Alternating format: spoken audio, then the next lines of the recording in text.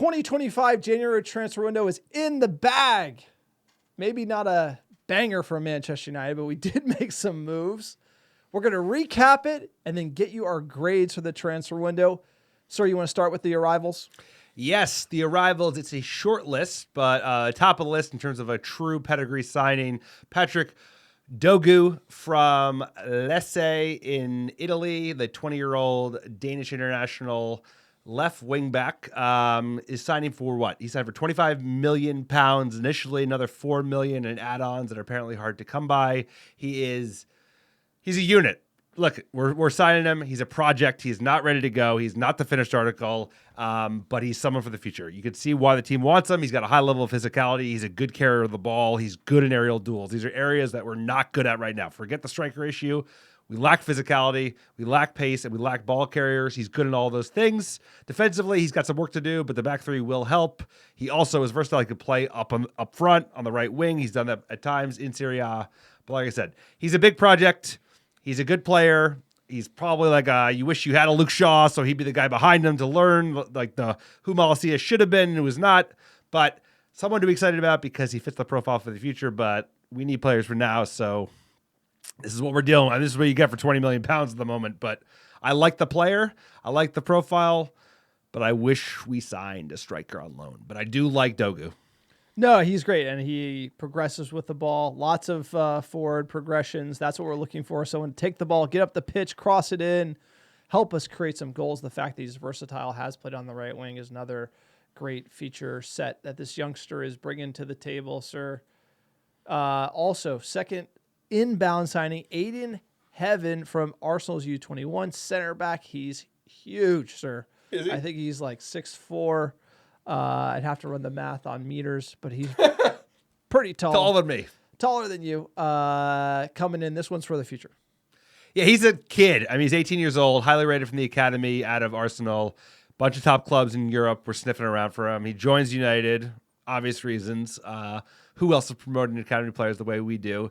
And I don't buy this, but Wilcox & Co. is like, hey, he's a first-team signing. He's going to go train with the first team. So he needs a couple years. He needs a couple years playing with the U21s and training with the first team, but someone for the future. It's funny, you're talking about the Patreon pod. Shout out, join Patreon. We were in a position where like 3-4 years ago, so we were dying for center backs. We're finally in a decent position with center backs, obviously before Martinez went down, but Heaven will help with that. You know, we signed 2 defenders. We needed goals. We got rid of a lot of attackers, even though we didn't get rid of a lot of goals. Who did we get rid of? 2 young, good signings. I think Dorgu is going to help us a lot structurally where we don't have to play Maz and Delo out of position. If he can slot right in, TBD on how ready he is to go at the EPL level. On the outgoings, there are some concerns. We did get rid of Malacia to PSV on loan. Look, you brought in Dorgu. We don't necessarily need Malacia. He's surplus requirements. We saw him not really play throughout his tenure here. Amorim gave him a shout, and clearly we kind of all saw he's not the level. Another Ten Hag signing down the drain. Daniel Gore and then Ethan Wheatley, they're just out on loan, developing the young prospects. And then the 2 big ones, Antony to Real Betis, Marcus Rashford to Aston Villa. We are still paying the wages of these 2 to go play at other teams. So Marcus, I was a little bummed we didn't get all of his wages off the books, but it does save us some cash that was used for PSR perspective to get Dorgu in. What do you make of the outgoings? The incomings or the outgoings. The outgoings, you know, it's what you want, you know, but you want that with a striker. So it's like when we got Marcus Rashford off the books, I was excited about that. I thought we got lucky. I thought Villa did us a favor because they sold Duran to the Saudis, but I was assuming that if we sold or loaned Marcus Rashford with a decent amount of his wages off the books, we'd get somebody in. I wasn't that hot on this Tells kid, but he was the only person we were being linked to at the end of the window. So I thought there could have been legs in that and just straight loan, which I wasn't thrilled about because I wanted someone with some seniority, someone with some age, which we don't have, right? We have 2 young attackers and we need some experience. That's funny. We used to have lots of old over-the-hill strikers and we could use one of those these days. So I'm fine with outgoings, but you know, the argument, do you get rid of Antony and Rashford without bringing anybody in? I think that's a bold strategy. I don't think that is the right move. I do think both of those players needed to go, but you have to bring in not a Wout Weghorst, but you have to bring in a Odi Nagalo. You have to bring in somebody. They didn't do that. That makes this window not good. Not good for Ineos. Not good for Ruben Amorim. Gives him a lot to do. It's a mess. No, this is the brutalest part of the whole thing. Is you can get rid of one of Antony and Marcus Rashford. You can't get rid of both. If you get rid of both, you got to get somebody in. I don't care if you pay the $5 million up front to get the Tels kid in, have a punt on him. We're dying for goals. The attack is just got no teeth. It's irresponsible to run this team with everything we have to play for. It kind of hampers us in the competitions that we're excited about. Like we're excited to take on Leicester in the FA Cup. We're pumped to see we're going to play in the Europa League, and to not have a punt of a loan for a striker or see if somebody can get something going, like an Odi and Nagalo profile, is just crazy. It's absolutely, it's apathetic. I don't get it. There's no strategy for Ineos other than saving cash here. And that's what's sad, is they're literally looking at this season and they're like, we're good. Write it off. Whatever. Like, it's all for the summer. And you don't run football clubs like that.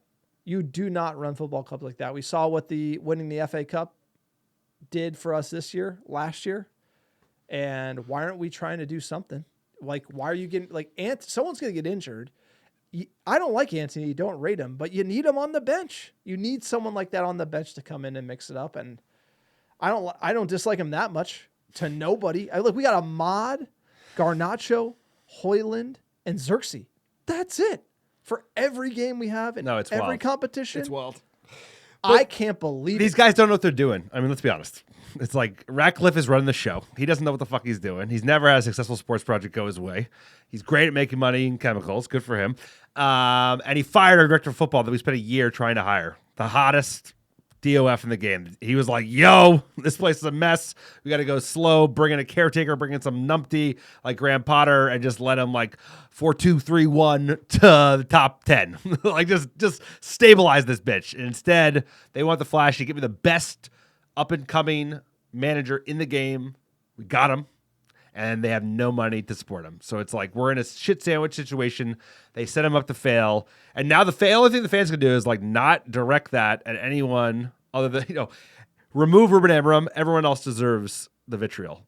Aiming at the bluffer players, aiming at Glazers. They're the ultimate people that are responsible. They drove this club into the fucking ground. They drove it off a cliff. They put $1 billion of debt on this club.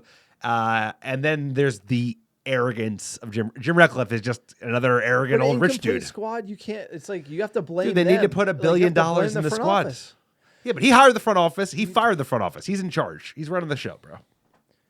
Sir, you can't watch that first half of the season. Get rid of 2 attackers. You can't, and not replace them. You cannot do that. It's like you can. Like, get rid of these guys, but you need to get somebody else in. You can't run it with nobody. Like, with the existing What's the objective of the year? By the way, Garnacho just worked his way out into the team. We were linked to sell him. We didn't. Is he going to be, like, on his A game?